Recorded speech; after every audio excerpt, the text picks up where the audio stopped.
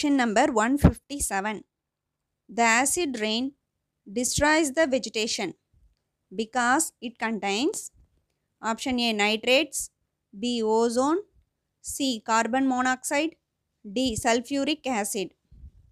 அமில மழையானது அனைத்து தாவரத்தையும் அழிக்கும் தன்மையுடையது எனில் அதில் அடங்கி உள்ளவை A nitrate, B ozone, C carbon monoxide, D sulphuric அமிலம்.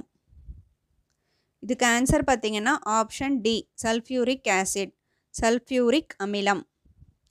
ரீசன் என்னன்னு பார்த்தீங்கன்னா இந்த சல்ஃபியூரிக் ஆசிட் வந்து எங்கேருந்து அதிகமாக நமக்கு வெளியேறுதுன்னா வண்டியிலிருந்து, ஃபேக்ட்ரிஸ்லேருந்து, வெஹிக்கிள்ஸ் ஃபேக்ட்ரிஸ்லேருந்து தான் அதிகமாக வெளியேறுது.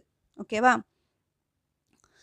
அது காற்று நார்மலாக தூய்மையான காற்று மாசுபடிந்து சல்ஃபியூரிக் ஆசிடால் அதிகமாக மாசுபடிச்சுன்னா நமக்கு ஆசிட் ரெயின் உருவாகும். ஓகேவா? sulfuric acid is released from vehicles and factories. Okay, if more sulfuric acid accumulates in atmosphere, then it will leads to acid rain.